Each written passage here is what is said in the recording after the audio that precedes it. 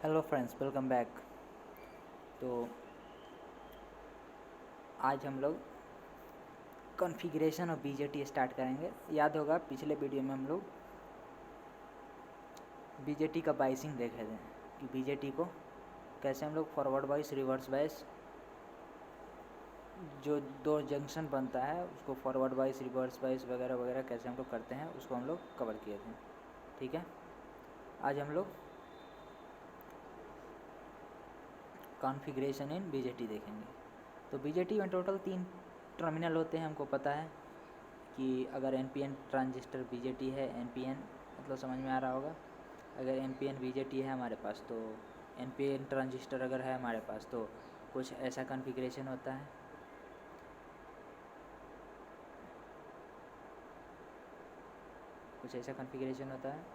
तो उसी कॉन्फ़िगरेशन में इतना पार्ट जो है इतना ही कॉन्फ़िगरेशन हमारा बीजेटी का होता है। अब इतना पार्ट में हमारे पास 3 टर्मिनल्स होते हैं। एक होता है कलेक्टर टर्मिनल, एक होता है इमीटर टर्मिनल और एक होता है बेस टर्मिनल। तो क्या होता है जब हम लोग कॉन्फ़िगरेशन करते हैं बीजेटी का, तो कभी हम लोग कलेक्टर को कॉमन कर देते हैं, कभी हम लोग बेस को कॉमन कर देते हैं और कभी हम लोग इमीटर को कॉमन कर देते हैं। तो ऐसा कॉमन करके हम लोग बीजेटी का एप्लीकेशन लेते हैं। तो चलिए एक एक करके समझते हैं कि बीजेटी का application common collector, common base and common emitter mode में कैसे होता है। तो अभी हम लोग फर्स्ट पढ़ने जा रहे हैं common base configuration. Common base configuration ध्यान से समझिए कैसे बनता है कॉमन बेस कॉन्फ़िगरेशन, ये समझना ज़रूरी है। तो जितना मैं सर्कल हाईलाइट किया हूँ उतना चीज़ तो आपको समझ में आ रहा होगा कि एक साइड, ये साइड इमीटर का साइड है। क्यों, कैसे पता चलेगा इमीटर का साइड है? क्योंकि एरो उसी, जिस साइड इमीटर रहेगा उसी साइड एरो रहेगा। ठीक है, ये रहा हमारे पास कलेक्टर का साइड और ये रहा हमारे पास बेस का साइड। इतना चीज़ तो हमको क्लियर होना चाहिए। और ये जंक्शन J1 है, ये जंक्शन J2 है। अब जंक्शन J1 J2 में इधर अगर उल्टा पुल्टा नाम दे दिया होगा, मतलब इसको J1 को J2 और J2 को J1 अगर मैं लिख दिया होगा इस सर्किट में, तो आप प्लीज़ उसको सुधार लीजिएगा। और कोई से भी कोई दिक्कत नहीं है। J1 J2 मैं बोला था आपको कुछ भी नाम दे सकते हैं, इधर को उधर, उधर को उधर। लेकिन कॉन्फ़िगरेशन जो होगा कि अगर J1 forward wise, J2 reverse wise, J1 reverse wise, J2 forward wise, तो वो क्या होगा मोड ऑफ ऑपरेशन, उसको हम लोग देख लेंगे। ठीक है, तो आई होप इतना समझ में आया होगा। जो मैं एक सर्कल फिर से हाईलाइट करता हूँ, उसको देखिए क्या इतना आपको समझ में आ रहा है। तो मैं सर्कल नहीं, इस बार इससे हाईलाइट करता हूँ। इतना आपको समझ में आ रहा होगा। अब हम लोग आगे चलते हैं, आगे का क्या कहानी है उसको समझते हैं। तो अगर सपोज़ कीजिए हमारे पास कोई ऐसा डिवाइस है और इसमें हम लोग डायरेक्ट बैटरी जोड़ दे रहे हैं। हमारे पास ऐसा डिवाइस है और इसमें हम लोग डायरेक्ट बैटरी अगर जोड़ दे रहे हैं तो क्या होगा ये कि अगर बैटरी का अगर पोटेंशियल ज़्यादा हो जाए तो होगा ये कि हमारा ये डिवाइस बर्न कर जाएगा, जल जाएगा। होगा ये कि ये जल जाएगा, होगा ये कि हो सकता है ये जल जाए। मतलब जिधर पोटेंशियल ज़्यादा हो, ज़रूरत से ज़्यादा, औकात से ज़्यादा होगा, उधर जल जाएगा, मतलब बीजेटी हमारा ख़राब हो जाएगा। तो इसके लिए क्या ज़रूरी है? इसके लिए ज़रूरी ये है कि इसको लिमिटिंग एक रेजिस्टेंस का वैल्यू दे दें कि मतलब बैटरी से जो भी करंट निकले वो करंट हमारे डिवाइस में उतना ही पहुँचे जितना से हमारा डिवाइस ख़राब ना हो। तो इसके लिए क्या करते हैं हम लोग, हर एक टर्मिनल पे एक लिमिटिंग रेजिस्टेंस प्रोवाइड करवा देते हैं। क्या चीज़ का लिमिटिंग रेजिस्टेंस?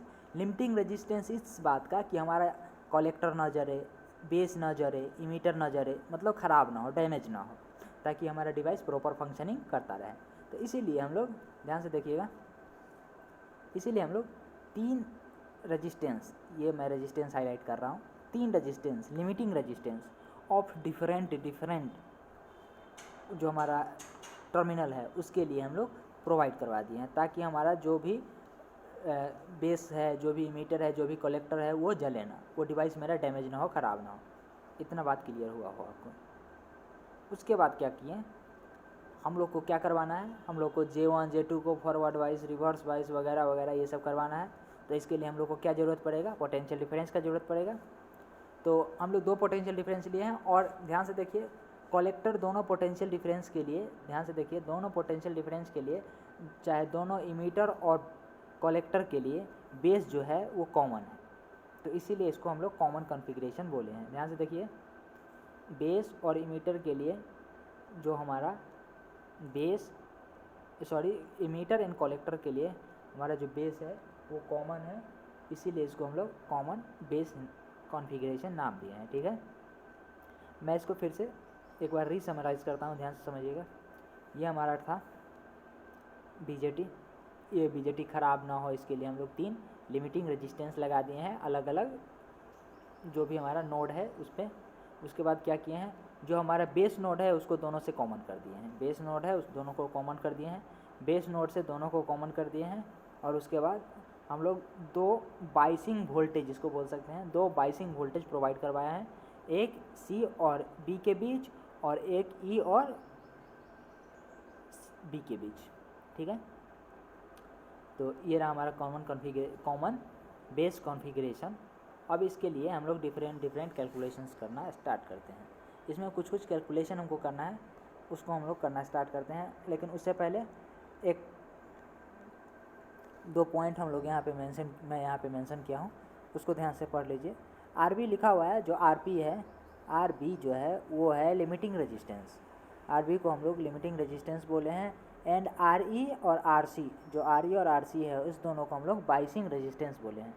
बाइसिंग रेजिस्टेंस किस लिए यूज़ करते हैं, stop transistor to get burst, जो मैं पहले बोला हूँ वही चीज़ है कि कुल मिलाकर देखा जाए तो तीनों का तीनों सेफ्टी के लिए काम करने वाला रेजिस्टेंस है, कोई दिक्कत नहीं होना चाहिए मेरे हिसाब से।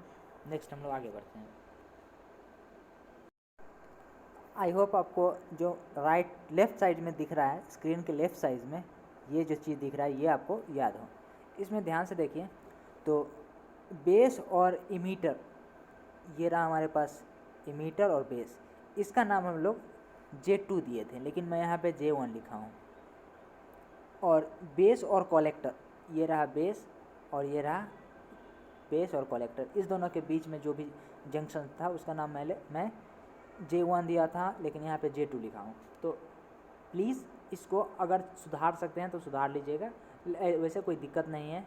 सिर्फ हम लोग को एक चीज़ याद रखना है कि यहाँ पे जो है अगर दोनों का दोनों जंक्शन फॉरवर्ड वाइज हो जाए तो शॉर्ट सर्किट रहेगा, रिवर्स वाइज हो जाए तो ओपन सर्किट रहेगा। लेकिन अगर हमारा जो जंक्शन J1 है इसमें यहाँ पे ये जो जंक्शन J1 है वो अगर रिवर्स वाइज हो जाए और जंक्शन J2 है वो अगर फॉरवर्ड वाइज हो जाए तो ये एम्पलीफायर की तरह काम करेगा, ये एक्टिव मोड की तरह काम करेगा। तो चलिए हम लोग देखते हैं क्या कौन फॉरवर्ड वाइज है और कौन रिवर्स वाइज है। ठीक है, तो हम लोग को देखना है कि जो हमारा जंक्शन J2 है और जो हमारा जंक्शन J1 है वो कौन से बाइस में है। ठीक है, तो हम लोग देखते हैं क्या क्या कहानी है। हमारा कहानी कुछ इस प्रकार था कि एक वोल्टेज हमारे पास ये था, एक वोल्टेज हमारे पास ये था और एक वोल्टेज हमारे पास ये था। यहाँ पे मैं 3 वोल्टेज लगाया हूँ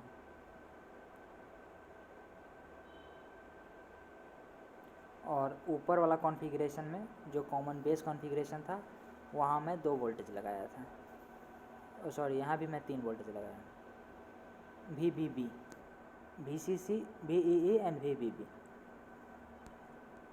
तो स्टार्ट करते हैं।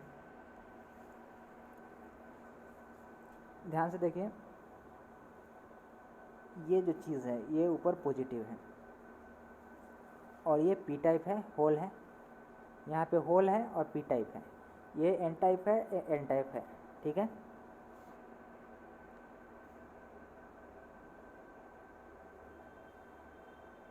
ये देखिए माइनस, ये देखिए प्लस। तो अगर आप ध्यान से देखिएगा तो जंक्शन J1 पे इधर माइनस है, मतलब N टाइप में माइनस है और P टाइप में प्लस है, मतलब जंक्शन J1 जो है वो फॉरवर्ड वाइज में है, फॉरवर्ड वाइज। आगे देखें तो जो कलेक्टर है हमारा वो पॉजिटिव से कनेक्टेड है, जबकि इसको निगेटिव से कनेक्टेड होना चाहिए था, तब फॉरवर्ड वाइस में होता।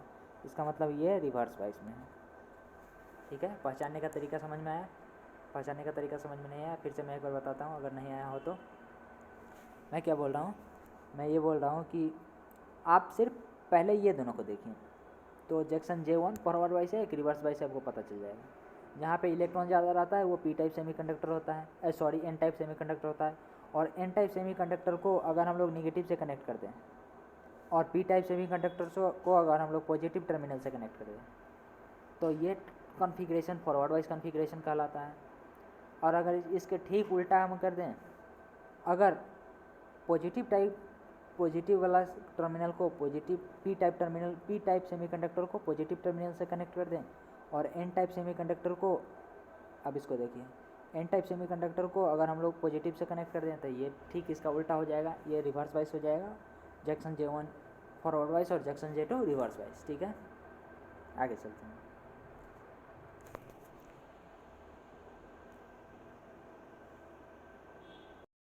तो ये रहा हमारा जंक्शन J1 और ये रहा हमारा जंक्शन J2, जंक्शन J1 और जंक्शन J2। जंक्शन J1 हमको पता चल गया फॉरवर्ड वाइस में है और जंक्शन J2 रिवर्स वाइस में है। तो जंक्शन J1 कोलैप्स हो जाएगा, क्यों हो जाएगा? क्योंकि फॉरवर्ड वाइस है, और फॉरवर्ड वाइस कौन प्रोवाइड करवा रहा है इसको? VEE प्रोवाइड करवा रहा है। ठीक है, नेक्स्ट अब क्या होगा? High number of electron junction J1 को क्रॉस करेगा। अगर जंक्शन J1 फॉरवर्ड वाइस है, अगर ये कोलैप्स हो जाए, अगर ये टूट जाए, तो high number of electron J1 को क्रॉस करेगा, but are not able cross junction J2। Junction J2 को क्रॉस करने का लायक नहीं रहेगा। क्यों? क्योंकि reverse bias provided by VCC।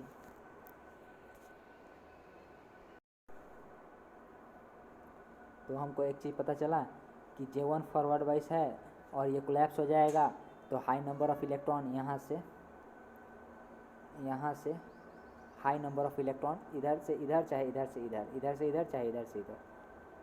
अब किधर से किधर जाएगा ये बात आप समझ सकते हैं कि इलेक्ट्रॉन ज़्यादा यहाँ पे है तो इधर से इधर ही जाएगा, क्योंकि यहाँ पे तो होल है। तो J1 को high number of electron cross करेगा, लेकिन J2 फॉरवर्ड वाइस है, J2 रिवर्स वाइस है। तो J2 रिवर्स वाइस है तो ये अभी भी बैरियर की तरह काम करेगा। अगर आपको ये नहीं समझ में आ रहा है कि ये बैरियर की तरह क्यों कभी भी बैरियर की तरह काम करेगा, तो आपको PN जंक्शन डायोड समझने का ज़रूरत है। ठीक है, तो पहले उसको समझिए आप। तो high number of electron J1 को क्रॉस करेगा, लेकिन J2 को क्रॉस नहीं कर पाएगा, क्योंकि J2 क्या है? रिवर्स वाइस है। ठीक है, आगे चलते हैं। ये 2 पॉइंट क्लियर होगा। और अगर आपको याद हो तो मैं बताया था आपको कि जो बेस टर्मिनल होता है इसको हम लोग कंट्रोलिंग टर्मिनल भी बोलते हैं, याद होगा। तो बेस टर्मिनल अगर कंट्रोलिंग टर्मिनल है तो बेस टर्मिनल पे जो VVB हम लोग लगाए हैं वो कंट्रोलिंग वोल्टेज होगा। आई होप आपको समझ में आया हो। तो यहाँ पे तीसरा पॉइंट बोल रहा है VVB act as control voltage which provides initial conduction from J2 due to positive bias VVB width of depletion layer J2 reduces. अब क्या बोल रहा है कि ध्यान से समझिएगा,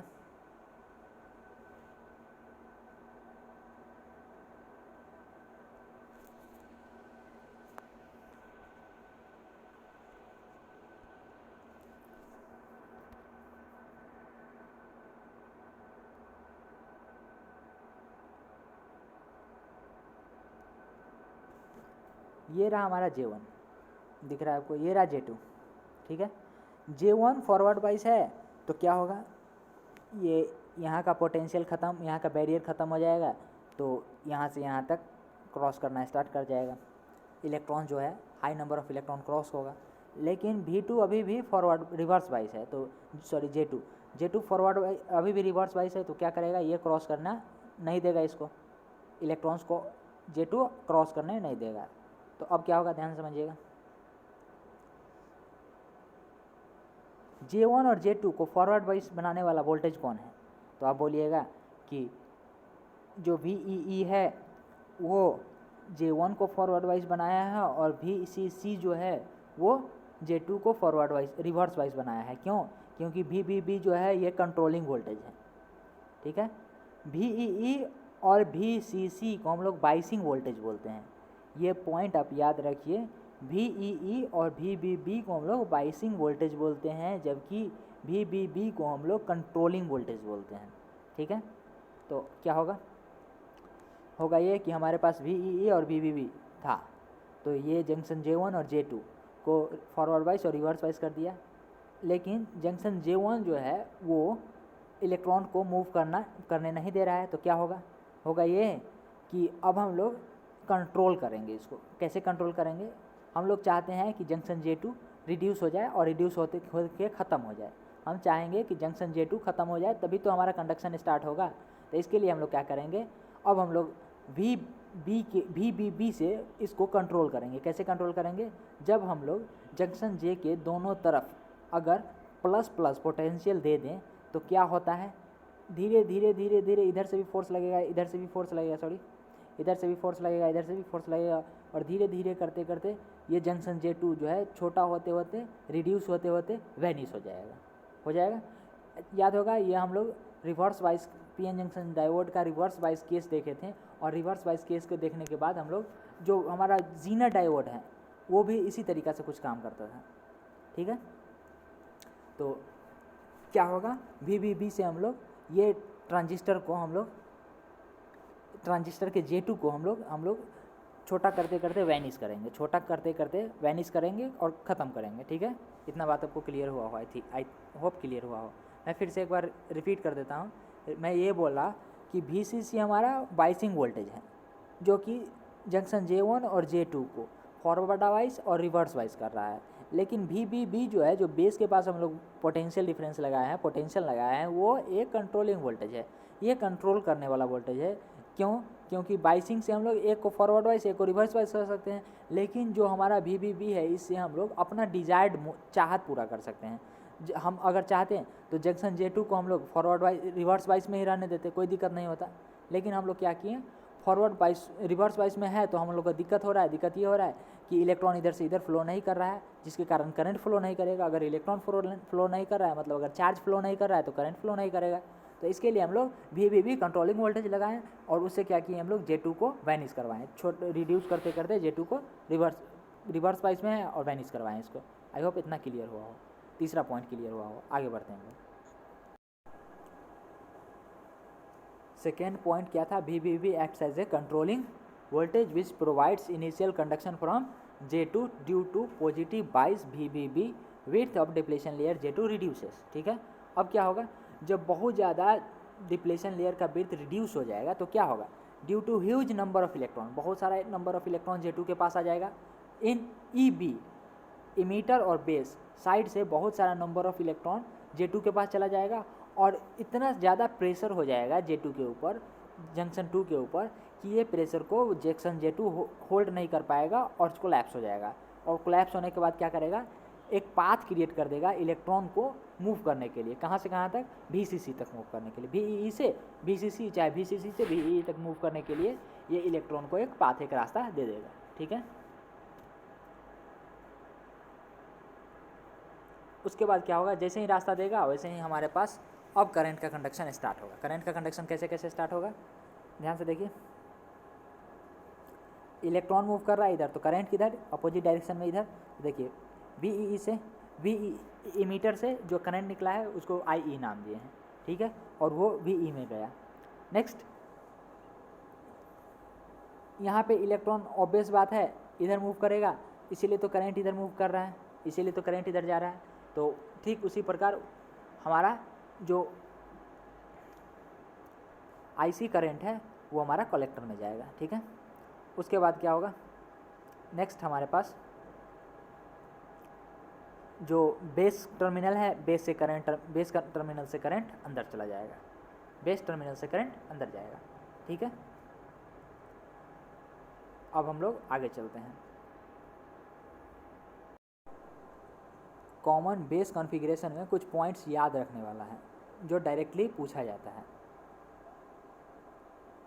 ऑब्जेक्टिव पॉइंट ऑफ व्यू से इम्पोर्टेंट है, ये डायरेक्टली पूछा जा सकता है, तो इसको याद रखें। मैं इसको एक बार रीड आउट कर देता हूँ।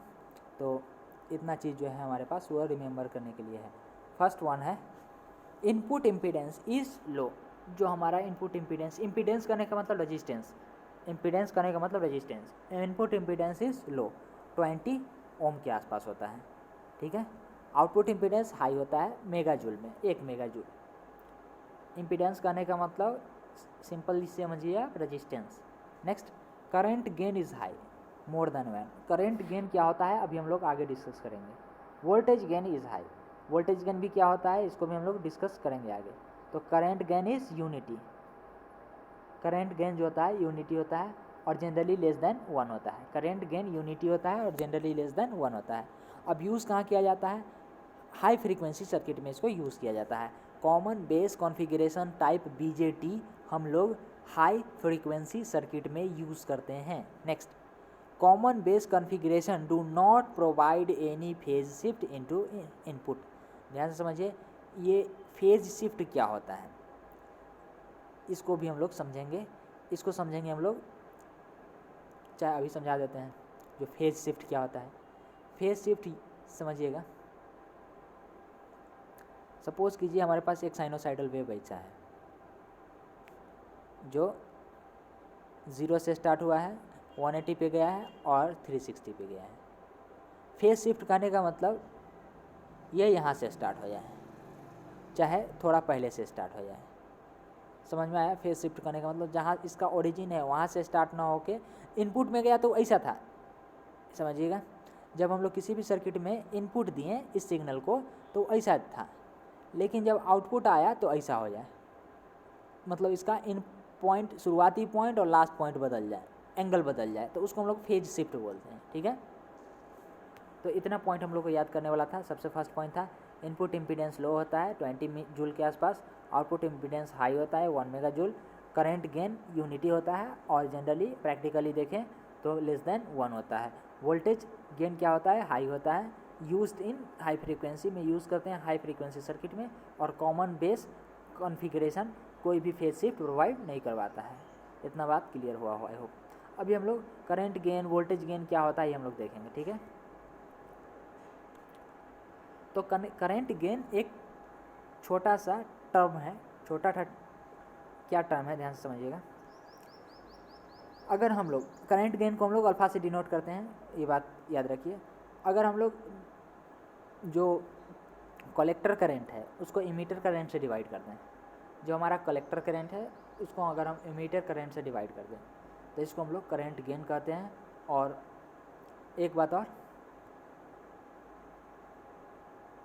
Contribution of I B is low, that is, ध्यान से समझिएगा, हमारे पास एक इक्वेशन होता है आई बी, आई सी और आई ई, ठीक है। तो क्या हुआ कि अभी हम लोग पढ़े हैं कि आई बी जो होता है, जो भी बी बी होता है, जो भी बी बी होता है वो सिर्फ और सिर्फ कंट्रोल करने के लिए यूज़ करते हैं हम लोग। तो इसीलिए आई बी का वैल्यू बहुत ज़्यादा कम होता है, आई बी का वैल्यू बहुत ज़्यादा कम होता है, आई बी का वैल्यू बहुत ज़्यादा कम होता है। इसीलिए जो हमारा आई सी और आई ई होता है वो दोनों लगभग इक्वल होता है। जो आई सी और आई ई होता है वो दोनों लगभग इक्वल होता है, एग्जैक्ट नहीं, लगभग इक्वल होता है। इसीलिए यहाँ पे जो गेन आया, अल्फ़ा आया, जो हमारा गेन आया वो यूनिटी आया, वो 1 आया। ये 1 किस सिचुएशन में है, आइडियल सिचुएशन में। लेकिन रियल सिचुएशन में क्या होगा, प्रैक्टिकल सिचुएशन में क्या होगा, 1 से थोड़ा सा कम होगा, क्योंकि आई बी का वैल्यू भी तो कुछ होगा। हम लोग आइडियली आई बी 0 मान के चल रहे हैं, ठीक है। उसके बाद है, और प्रैक्टिकली हमको पता है आई ई सबसे ज़्यादा बड़ा होता है, आई सी उससे छोटा होता है और आई बी सबसे छोटा होता है।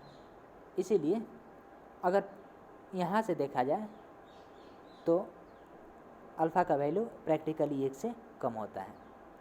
आई होप इतना क्लियर हुआ हो।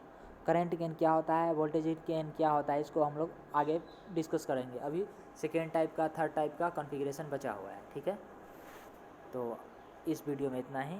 नेक्स्ट लेक्चर में, नेक्स्ट वीडियो में हम लोग अपना next configuration, common emitter configuration start करेंगे। Thank you.